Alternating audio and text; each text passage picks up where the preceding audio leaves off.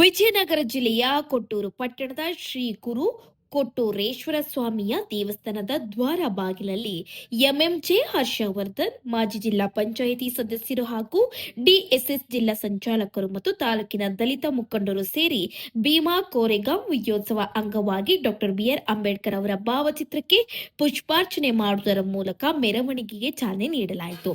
ಜನವರಿ 1, 1818 ಮಹಾರಾಷ್ಟ್ರದ ಪುಣೆ ಸಮೀಪದ ಭೀಮಾ ನದಿ ತೀರದ ಕೋರೆಗಾಂವ್ ಗ್ರಾಮದಲ್ಲಿ ಬ್ರಿಟಿಷ್ ಈಸ್ಟ್ ಇಂಡಿಯಾ ಕಂಪನಿ ಮತ್ತು ಮರಾಠ ಪೇಶ್ವೆಗಳ ನಡುವೆ ನಡೆದ ಮಹತ್ವದ ಯುದ್ಧ ಆಗಿದ್ದು, ಸುಮಾರು 28,000 ಸೈನಿಕರನ್ನು ಕೇವಲ 500 ಸೈನಿಕರು ಸಂಖ್ಯೆಯಲ್ಲಿ ಕಡಿಮೆ ಇದ್ದರೂ ಬ್ರಿಟಿಷ್ ಸೈನ್ಯವು ಪೇಶ್ವೆಗಳ ದೊಡ್ಡ ಸೈನ್ಯವನ್ನು ಸೋಲಿಸಿತ್ತು. ಇದು ಸತತ 12 ಗಂಟೆಗಳ ಕಾಲ ಯುದ್ಧವನ್ನಾಗಿ ಅಸ್ಪೃಶ್ಯತೆಯನ್ನು ಹೋಗಲಾಡಿಸುವ ಯುದ್ಧ ಎಂದರೆ ಭೀಮಾ ಕೋರೆಗಾಂವ್ ಯುದ್ಧ ಆಗಿದೆ ಎಂದು ಡಿಎಸ್ಎಸ್ ಜಿಲ್ಲಾ ಸಂಚಾಲಕರಾದ ತಗ್ಗಿನಗೇರಿ ಕೊಟ್ರೇಶ್ ಬದ್ದಿ ಮರಿಸ್ವಾಮಿ ಮಾತನಾಡಿದರು.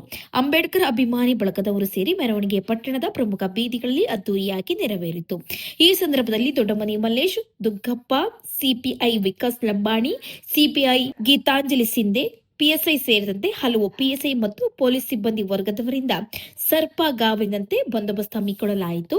ಈ ಸಂದರ್ಭದಲ್ಲಿ ಡಿಎಸ್ಎಸ್ ಜಿಲ್ಲಾ ಸಂಚಾಲಕರಾದ T Hanumanthappa, Paddi Durgesh, B Shivaraj DSS taluk ಸಂಚಾಲಕರು, ಚಂದ್ರಶೇಖರ್ ಡಿಎಸ್ಎಸ್ ತಾಲೂಕು ಸಂಚಾಲಕರು, ಬಿ ಮಂಜುನಾಥ್ ತಾಲೂಕು ಅಧ್ಯಕ್ಷರು, ಕಾನಿಪ್ಪ ಕೊಟ್ಟೂರು, ಬಿ ಕೊಟ್ರೇಶ್, ಶ್ರೀನಿವಾಸ್ ಕುಮಾರಪ್ಪ ಇನ್ನು ಹಲವು ಮುಖಂಡರ ಮೂಲಕ ಅದ್ದೂರಿಯಾಗಿ ಕಾರ್ಯಕ್ರಮ ನೆರವೇರಿದೆ.